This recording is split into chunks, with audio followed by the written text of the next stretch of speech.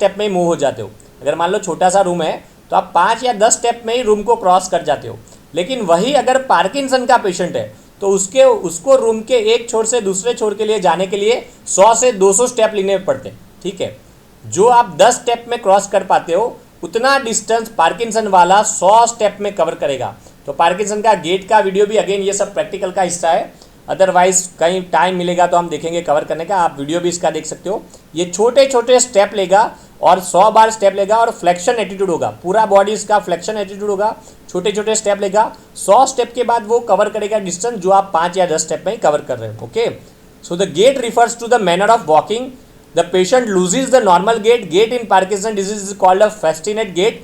The patient walks quickly in a short steps by bending forward as if he is going to catch up the centre of gravity. Clear, तो वो bending forward होगा, flexion होगा, वो जैसे catch up कर रहा है centre of gravity को, और बहुत ही छोटे छोटे स्टेप्स में चलेगा लेकिन बहुत ही फास्ट। ओके, सो क्विकली एक वर्ड है। सो क्विकली क्यों, क्योंकि एक बार स्टार्ट हो गया बाद में ये बंद नहीं होगा, वो कंसेप्ट याद रखना है। So the patient walks quickly, initially तो स्लोली होगा लेकिन एक बार स्टार्ट हो गया तो patient walks quickly in a short steps by bending forward. तो ये गेट आएगा, और ये भी याद रखना कि अब ये स्टॉप नहीं कर पाएगा सेंटर ऑफ ग्रेविटी को कैच करने को, कभी कभी दीवार को या वॉल को भी हिट कर देता है, ऐसा गेट में कभी कभी दिक्कत आती है। तो ये गेट होगा पार्किंसन का। देन स्पीच प्रॉब्लम, सेम में मसल चले गए तो स्पीच कैसी हो जाएगी, वो अच्छे से बोल नहीं पाएगा। ओके, तो धीरे धीरे एक दो वर्ड बोलेगा, बाद में नहीं बोल पाएगा, एक दो वर्ड बोलेगा, नहीं बोल पाएगा, आप समझ नहीं पाएंगे वो क्या बोल पाएगा। So the many patient develop, लेकिन ये बहुत ही फाइन कंट्रोल है स्पीच का, सारे पेशेंट्स में नहीं हो रहा है। ठीक है, तो क्या लिखा है, मैनी पेशेंट्स में होता है, 10 साल 20 साल के बाद ये होगा। स्पीच वाला पेशेंट आप ये मत समझो कि 5 साल के बाद होगा, 5 साल में तो ओनली ट्रेमर होगा, फिर 5 से 10 साल में आपको ये थोड़ा बहुत रिजिडिटी दिखने मिलेगा और गेट दिखने मिलेगा, लेकिन गेट के बाद वो चल सकेगा, काम करेगा।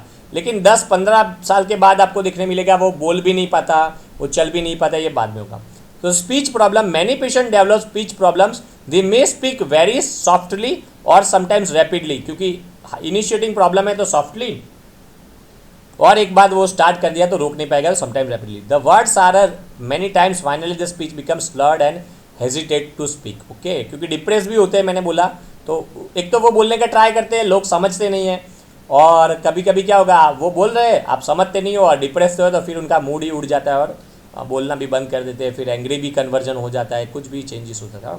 तो emotional changes, the person affected in by Parkinson disease are often upset emotionally. तो ये डिप्रेस होगा क्योंकि ये नहीं है उसके पास डोपामाइन, लेकिन बहुत ज़्यादा डिप्रेशन के बाद कभी कभी वो बोल भी नहीं रहा, काम नहीं कर पा रहा, तो एंग्री भी हो जाता है। डिमेंशिया ये लास्ट स्टेज में होगा, इनिशियली नहीं होता, लास्ट स्टेज में वो चीज़ें भूल जाता है। डिमेंशिया मतलब उसको कुछ याद नहीं रहता कि उसने क्या खाना खाया था, कल क्या हुआ था, आज क्या हुआ था, तो ये डिमेंशिया भी हो जाता है। तो ये सारे सिम्टम है पार्किंसन के। इसके अलावा एक सिम्टम और है जो IMP है, जो अभी रिसर्च चल रहा है, थोड़ा बहुत ही प्रूवन है, वो मैं जब स्लीप लूँगा तब कवर करूँगा। रैम स्लीप बिहेवियर डिसऑर्डर, एक कंडीशन आएगी RBD, जिसको बोलते हैं रैम स्लीप बिहेवियर डिसऑर्डर। मतलब यूजुअली आपको सपने आते हैं तो सपने में आप कुछ नहीं करते, ओके, ओनली सपने आते हैं, आपकी बॉडी शांत रहती है, ये स्लीप का हिस्सा है। लेकिन अगर सपना आ रहा है और आप कुछ करने लगो, मान लो आप क्रिकेट खेल रहे हो सपने में और आप नींद में ही बैट लेके क्रिकेट खेलने चले जाओ, या फिर आप दौड़ रहे हो और नींद में भी आप दौड़ना स्टार्ट कर दो, तो ये बोलते हैं रैम स्लीप बिहेवियर डिसऑर्डर। ये कभी कभी ये पार्किंसन वाले पेशेंट में इवन बिफोर पार्किंसन देखने मिलता है। तो पेशेंट मान लो 50 साल की एज है तो ये देखने मिलेगा, और 60 साल में आपको पार्किंसन दिखेगा, क्योंकि पार्किंसन मेल में यूजुअली होता है और एजेड लोगों में यूजुअली होता है। तो पार्किंसन मेल में दिखने मिलेगा, एजेड में दिखने मिलेगा, 60 ईयर्स पे दिखने मिलता है यूजुअली, लेकिन 50 साल पे उसको एक सिम्टम स्टार्ट हो जाता है, कौन सा, RBD वाला, even before this all symptoms. Okay, लेकिन क्या 50 साल में RBD आएगा तो किसी को समझ में नहीं आएगा कि 60 साल में इसको पार्किंसन हो सकता है। ओके, और RBD डिटेक्ट करना भी टफ है। तो क्या होता है लास्ट स्टेज में, क्या होता है कि RBD की वजह से वो दौड़ेगा तो आपको लगेगा यार ये पेशेंट कंट्रोल में नहीं रहा, दौड़ रहा है, लेकिन एक्चुअली वो ड्रीम में होता है और ड्रीम की वजह से दौड़ रहा है, तो आपको लगता है वो बोलता रहता है नींद में, लेकिन एक्चुअली वो नींद में होता है और ड्यूरिंग नींद में टॉकिंग कर रहा है, और आप ट्राई करते हो कि आप उसको रिस्पॉन्ड करो पेशेंट को, आपको लगेगा वो इंसोम्निया है, लेकिन पेशेंट स्लीप में होता है और उसने ड्रीम्स में कुछ देख लिया तो वो ड्रीम्स की बातें करना स्टार्ट कर देगा। तो ये सब दिक्कत हो सकती है लास्ट स्टेज में, लेकिन ये सब 20 साल के बाद RBD आ जाएगा, एक आध बार, एक दो बार, 10 साल पहले, 50 साल में, लेकिन वो रोज़ नहीं आएगा। लेकिन फिर 20 साल के बाद आपको ये लगेगा कि पेशेंट सो ही नहीं रहा, लेकिन एक्चुअली पेशेंट सो रहा होता है और परफॉर्म करता रहता है चीज़ें। तो ये सब चीज़ें आती है सिम्टम्स ऑफ पार्किंसन में। ट्रीटमेंट आपके लिए इतना IMP नहीं है, लेकिन थोड़ा बहुत लिखना पड़ेगा। ओके, तो रैपिडली देख लेते हैं ट्रीटमेंट में। सबसे पहले तो ये डिसऑर्डर क्यों होता है, क्योंकि डोपामाइन खाली हो गया है तो होता है, तो आपको डोपामाइन ही देना है। क्लियर? तो डोपामाइन खाली हो गया है तो ट्रीटमेंट क्या आ जाएगी, डोपामाइन के इंजेक्शन या डोपामाइन की दवा। ओके, अब दिक्कत क्या आती है, डोपामाइन आपने ओरली दे दिया, ओके, स्टमक में गया, स्टमक से ब्लड में गया, लेकिन डोपामाइन ब्रेन तक नहीं पहुंच सकता, क्योंकि एक चीज होती है ब्लड ब्रेन बैरियर, ये आप सबको पता है क्या होता है, ब्लड ब्रेन बैरियर। ओके, तो ब्लड ब्रेन बैरियर की वजह से डोपामाइन ब्लड में तो है लेकिन वो ब्रेन तक नहीं पहुंच पाएगा और अपना काम नहीं कर पाएगा। हमें क्या चाहिए कि हमें चाहिए कि डोपामाइन ब्रेन में पहुंचे, तब जाके कुछ एक्शन देखने मिलेगी। तो हमें देना पड़ता है लीवोडोपा। ओके, तो instead of dopamine we are giving levodopa. What do understand by levodopa? Levodopa एक ऐसा सब्सटेंस है कि जो ब्लड ब्रेन बैरियर को क्रॉस कर जाएगा और ब्रेन में चला जाएगा। तो जैसे ही आपने लीवोडोपा दिया तो वो ब्लड ब्रेन बैरियर को क्रॉस कर जाएगा, ब्रेन में जाएगा और ब्रेन में जाके अपनी एक्शन दिखाएगा। तो लीवोडोपा की क्या एक्शन है, तो लीवोडोपा बेचारा कोई काम नहीं कर पाता। दिक्कत भी ये है, लीवोडोपा को वापस कन्वर्ट होना पड़ता है डोपामाइन में, क्योंकि एक्शन तो डोपामाइन की है, तो एंट्री नहीं मिलती। जैसे कहीं जगह पे आपको जाके स्टेज पे परफॉर्म करना है, कोई जगह पे काम करना है, लेकिन आपके पास एंट्री नहीं है, टिकट नहीं है, तो क्या कोई डुप्लीकेट गेटअप करके लोग अंदर एंटर हो जाते हैं, फिर बाद में अपना गेटअप चेंज करके परफॉर्म करते हैं।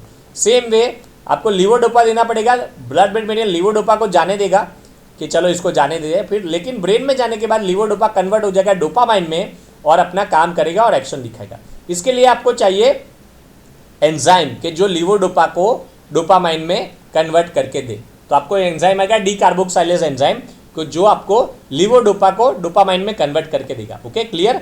सो dopamine does not cross the blood brain barrier, तो आपने लीवोडोपा दे दिया, लीवोडोपा ब्रेन में चला गया, ब्रेन में लीवोडोपा एंजाइम की वजह से कन्वर्ट हो गया डोपामाइन में। ओके, और डोपामाइन की एक्शन आ गई।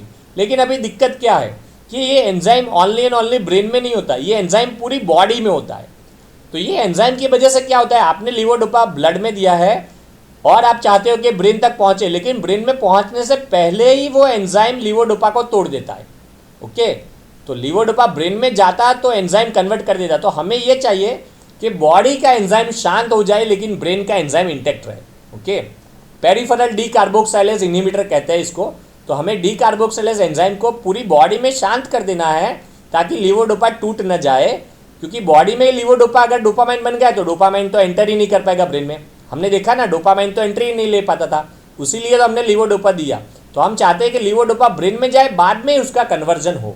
ठीक है, और दिक्कत यह है कि जो एंजाइम कार्बोक्साइलेज कन्वर्ट करता है वो ब्रेन में भी होता है, पेरिफेरल में भी होता है।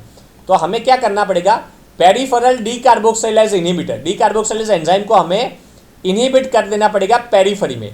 तो पेरिफेरी में लीवोडोपा इनहिबिट हो जाएगा और लीवोडोपा कन्वर्ट नहीं होगा डोपामाइन में। ओके, तो हम चाहेंगे कि हमारा लीवोडोपा ब्रेन में जाके ही कन्वर्ट हो, ये पेरिफेरी में कन्वर्ट ना हो। उसके लिए हमें एंजाइम को इनहिबिट करना पड़ेगा। वो एंजाइम को जो इनहिबिट करता है इसको बोलते हैं कार्बिडोपा। ओके, तो कार्बिडोपा का क्या फंक्शन है, carbidopa is a peripheral D carboxylase inhibitor.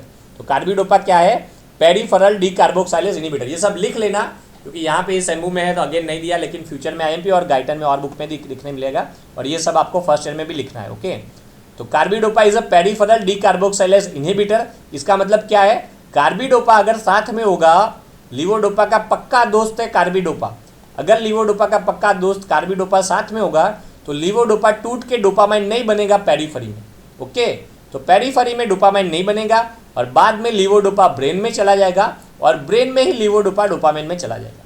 तो कार्बिडोपा पक्का दोस्त है, जैसे दो दोस्त साथ में जाते हैं लेकिन साथ में फिर कहीं पे पहुंच गए हैं तो फिर कार्बिडोपा उसको छोड़ देता है और लीवोडोपा अकेला काम करता है। जैसे एक लड़का है और उसकी लड़की फ्रेंड है। ओके, तो दोस्त साथ में तो जाता है उसको ट्रैवलिंग के लिए, लेकिन वहाँ पे फिर वो रुक जाता है, अभी जाओ तुम अपनी जो फ्रेंड है उसके साथ घूमो। ठीक है, तो लड़का लड़की बाद में जो डोपामाइन फिर लीवोडोपा फिर डोपामाइन में कन्वर्ट हो जाएगा। ओके, तो कार्बिडोपा पक्का दोस्त है, पेरिफेरी में लीवोडोपा टूटने नहीं जो देता, जो उसकी फ्रेंड है उसके वहाँ पहुँचा देता है लड़की के साथ, लेकिन बाद में फिर वो चला जाता है। सेम वे कार्बिडोपा ब्रेन में नहीं जाता। ओके, तो लीवोडोपा ब्रेन में जाएगा, कार्बिडोपा ब्रेन में नहीं जाएगा, लेकिन लीवोडोपा टूट के डोपामाइन हो सकता है पेरिफेरी में, वो नहीं होने दोगा अगर कार्बिडोपा साथ में हो तो।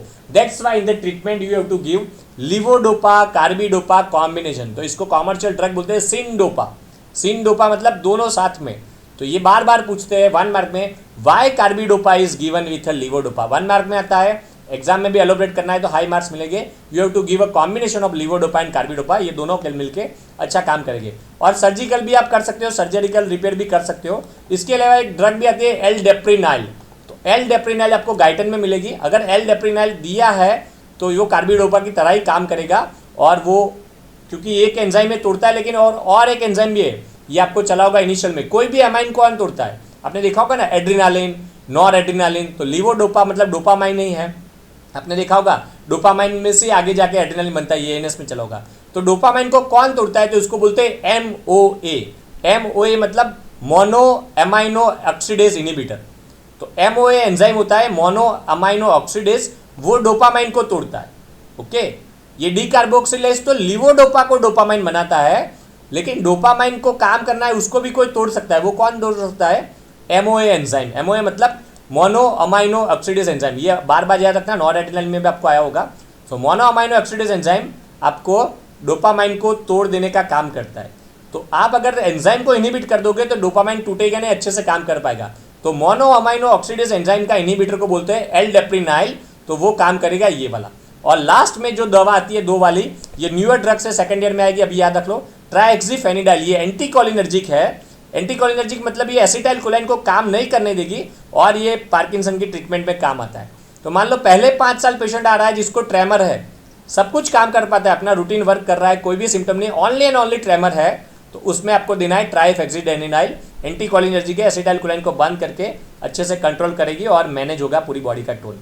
ओके, और हमने देखा है वायरल इन्फेक्शन से भी ये पार्किंसन होता है। तो एमेंटेडिन एंटीवायरल है, इसकी मैकेनिज्म भी 100% प्रूवन नहीं है, लेकिन एंटीवायरल होने के बावजूद भी ये पार्किंसन वाले पेशेंट को देने में आती है। तो ये दो न्यू ड्रग्स है। ड्रग्स तो न्यू नहीं है, पुरानी है, लेकिन फर्स्ट ईयर की बुक्स में इतना मेंशन नहीं किया। आप अगर ये नहीं मेंशन करोगे तो भी you are getting a good marks, लेकिन आप मेंशन कर रहे हो तो you are getting high marks. But future में सेकंड ईयर के बाद वेरी एमपी 1 मार्क में भी very imp for a future purpose. Okay, लेकिन यहाँ पे लीवोडोपा एंड कार्बिडोपा तो आपको याद रखना है, ये 1 मार्क में वेरी एमपी पूछते हैं और एग्जाम में भी एलोबरेट करता है। और एल-डेप्रिनाइल ओनली ऑन ओनली गाइटन में दिया है, तो शायद पूछ सकते हैं, शायद नहीं भी पूछे, क्योंकि क्लिनिकली मेनली एल-डेप्रिनाइल इतना ज़्यादा यूज नहीं करते। ओके, तो this is all about Parkinson, very MP short note. I hope you understand this.